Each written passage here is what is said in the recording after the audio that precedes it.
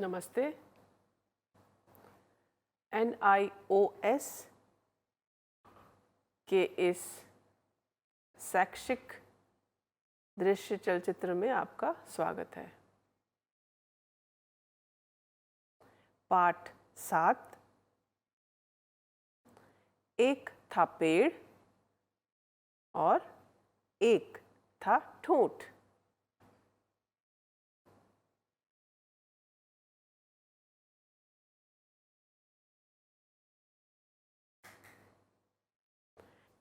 आपका स्वागत है। मूल पाठ। एक था पेड़ और एक था ठूंठ।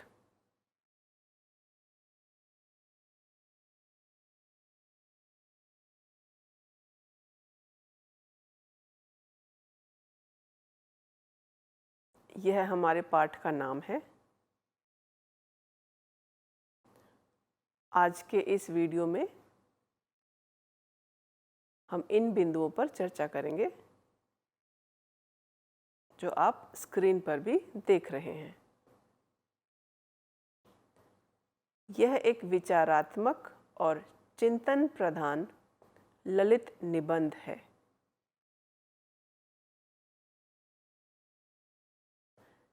इस पाठ के लेखक हैं कन्हैया लाल मिश्र,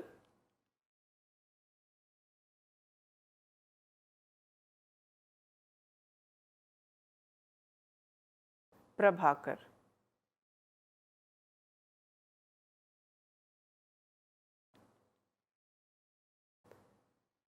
इस वीडियो में हम और तत्वों की चर्चा करेंगे, जैसे प्रमुख तत्व, प्रस्तावना, विषय वस्तु, उपसंहार, भाषा शैली और प्रश्नों पर चर्चा।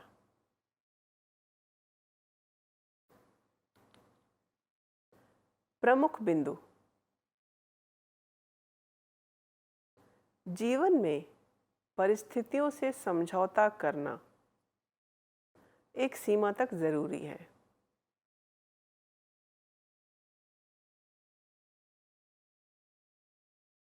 जरूरी है जीवन में व्यवहारिकता का महत्व।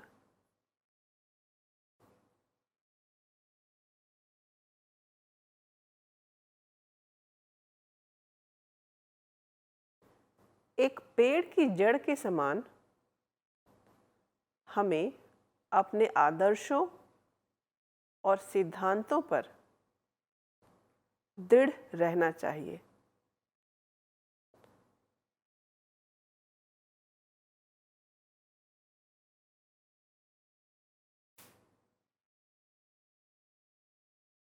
और हवा में झूमते पेड़ के समान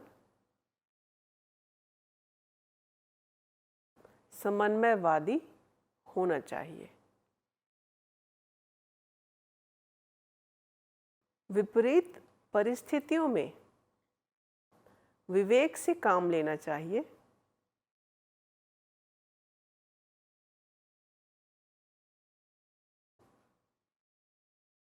तथा परिस्थितियों से समझौता सोच समझकर करना चाहिए।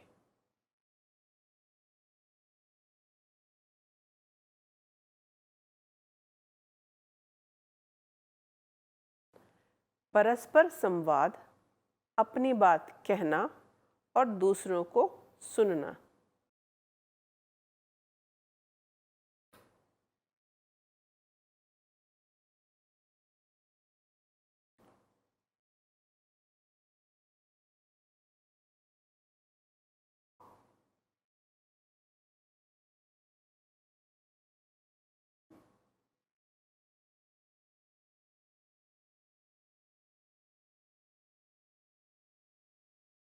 जीवन में सकारात्मक होना चाहिए।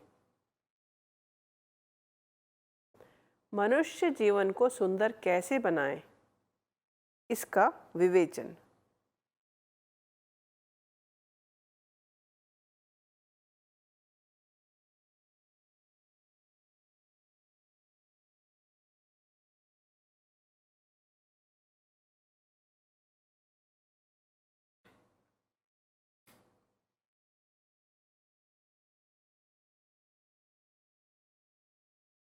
लेखक परिचय।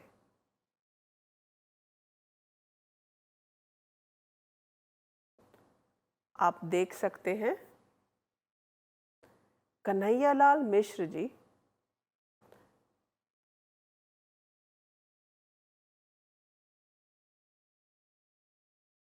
प्रभाकर का जन्म 29 मई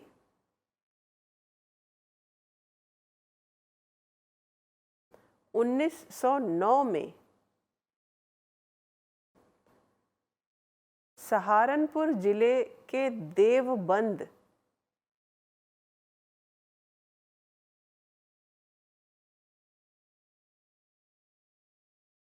नामक ग्राम में हुआ था। आप बचपन से ही विद्रोही स्वभाव के थे।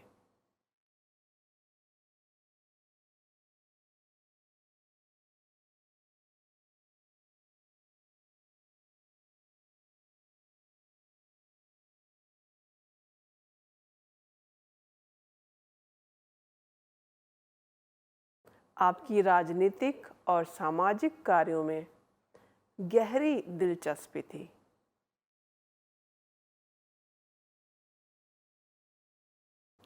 जिसके कारण कई बार जेल यात्रा भी करनी पड़ी।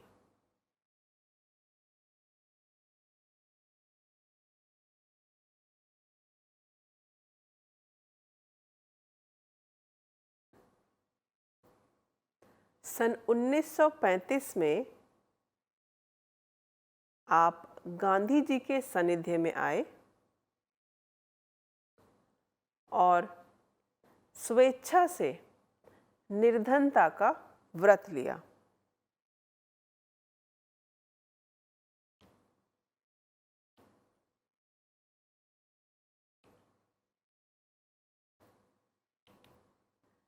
इनकी प्रमुख रचनाएं हैं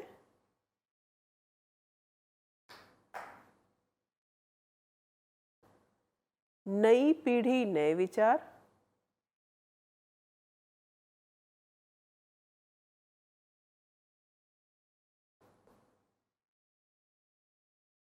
सन 1950, जिंदगी मुस्काई, सन 1954, माटी हो गई सोना,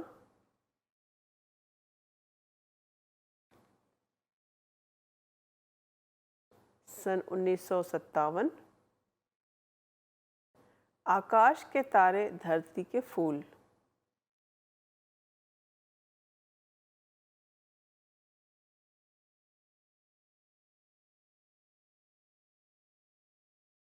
सन 1952, दीप जले शंख बजे,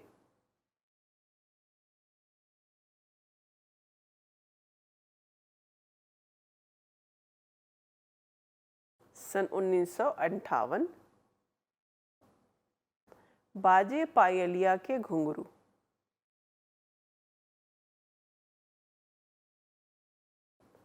सन 1957 आदि।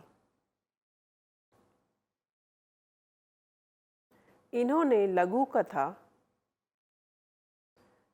ललित निबंध, संस्मरण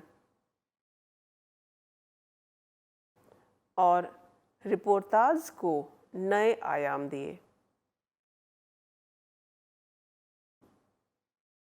तथा अन्य अनेक विधाओं में साहित्य रचा।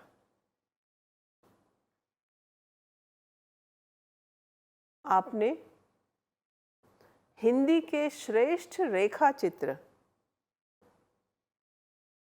संस्मरण तथा ललित निबंध लिखे।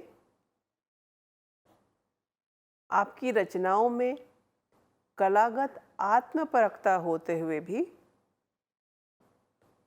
एक ऐसी तटस्थता रहती है और चित्रात्मकता सदैव जीवित बनी रहती है।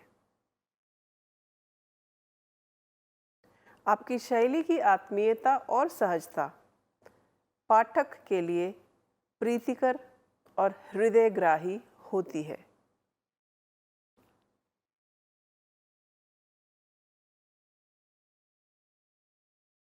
प्रस्तावना।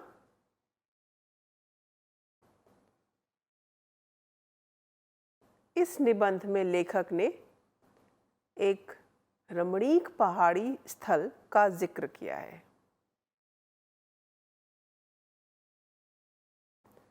लेखक वहां एक मकान में ठहरता है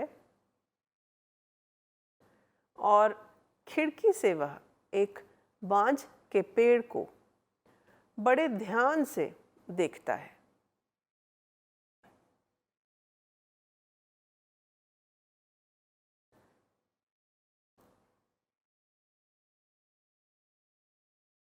फिर शुरू होता है उसके विचारों का सिलसिला।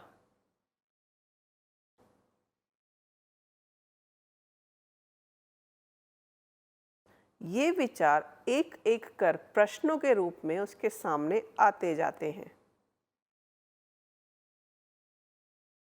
और वह उनका उत्तर ढूंढता चलता है।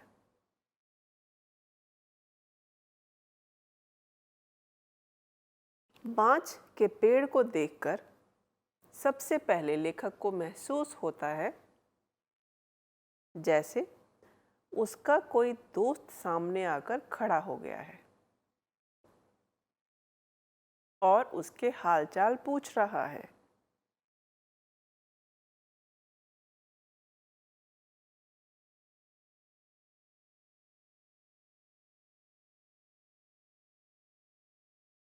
जैसे ही हवा का तेज झोंका आता है, पेड़ झूमने लगता है।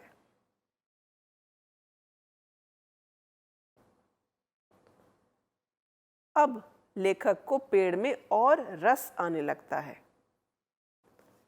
तभी अचानक लेखक का ध्यान दूर नीचाई पर दूसरे पेड़ की ओर जाता है जो बिल्कुल सूख चुका है, मर चुका है, ठूंठ बन चुका है। उसमें अब जीवन शेष नहीं है।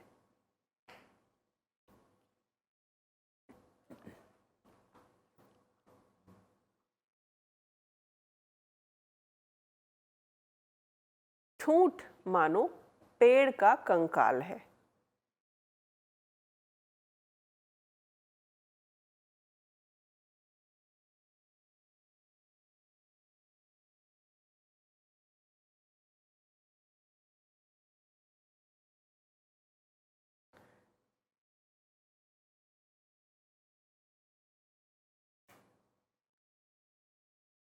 जैसा कि एक न एक दिन हम सबको होना ही है।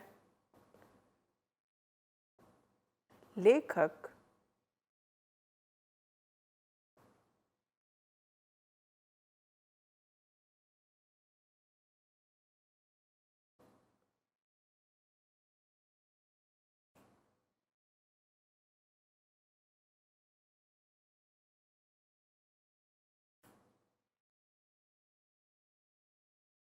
इस निबंध में दोनों पेड़ों की तुलना करता है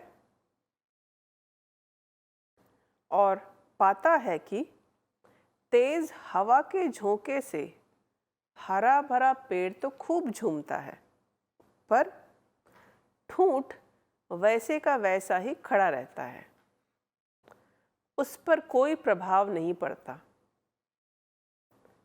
लेखक सोचता है कि ना हिलना ना झुकना तो वीरों की दृढ़ता की निशानी है। पर यह ठूंठ तो निर्जीव है, जिसमें जीवन ही नहीं, वह वीर और दृढ़ कैसा।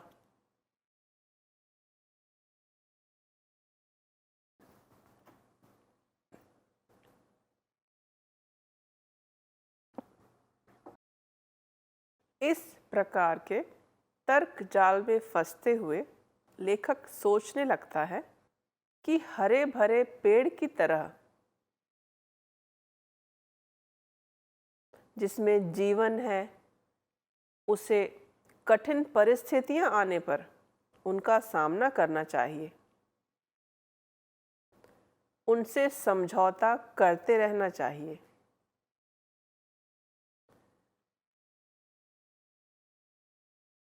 पर यह तो कोई बात नहीं हुई कि कोई भी समस्या आई और तुरंत समझौता कर लिया।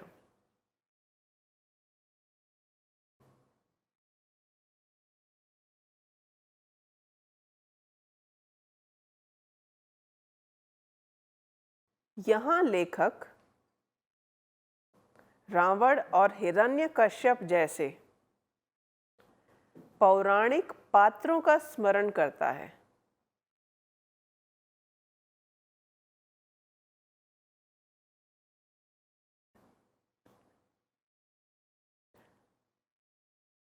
साथ ही वर्तमान काल के हिटलर और स्टालिन का भी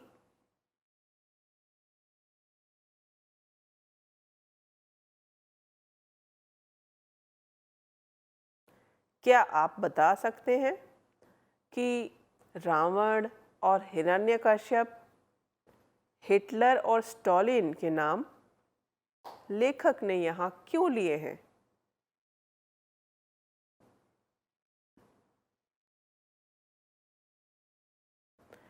जी हाँ, उनके जिद्दीपन के कारण।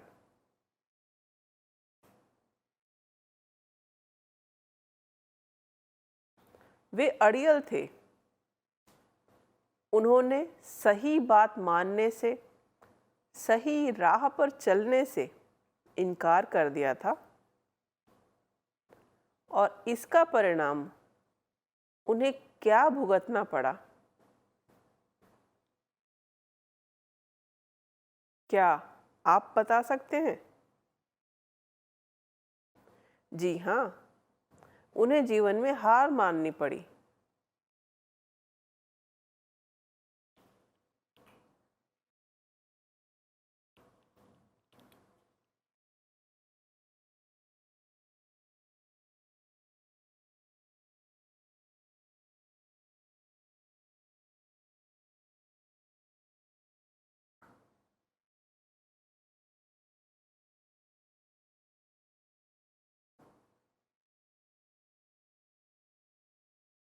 विषय वस्तु। इस चरण में लेखक ने व्यवहारिक अथवा दुनियादारी के चलन की चर्चा की है। विश्व की भाषा के बारे में उन्होंने बताया है कि आप दूसरों को कुछ न कुछ दें और उनसे अपने काम की चीजें लें।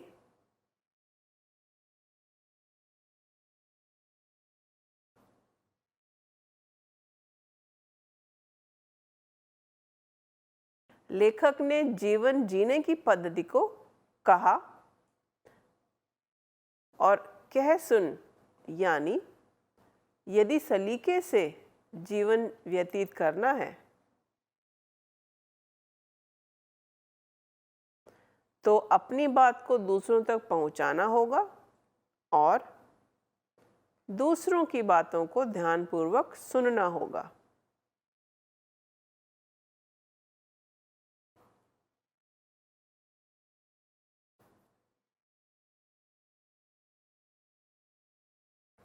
यदि विश्व की यात्रा पूर्ण करनी है तो मनमना के रास्ते पर चलना होगा। अर्थात दूसरों की बात मान जाओ या फिर दूसरों को अपनी बात के लिए मना लो और सहमत कर लो।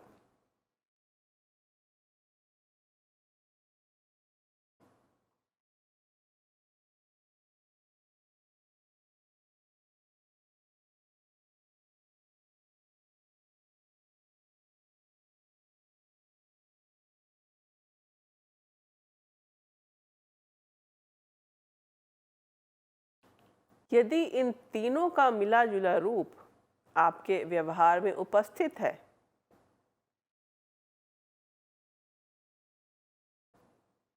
तो आप एक हिलते डुलते हरे भरे वृक्ष के समान जीवन में परिस्थितियों से, समस्याओं से समझौता कर सकते हैं। अन्यथा आप में और उस मरे हुए सूखे वृक्ष के ठूंठ में कोई अंतर नहीं है। ऐसे व्यक्ति तो निर्जीव, दूसरे वृक्ष के समान कंकाल और रावण के समान जिद्दी होते हैं।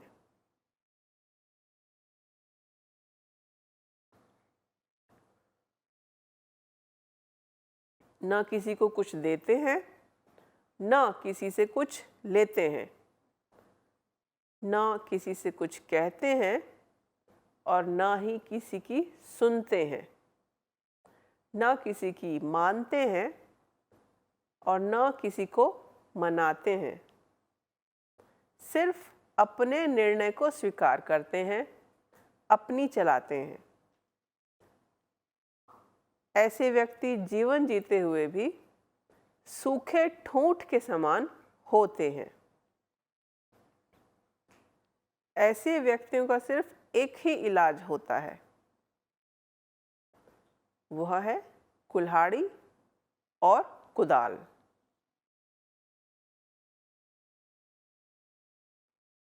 नमस्कार।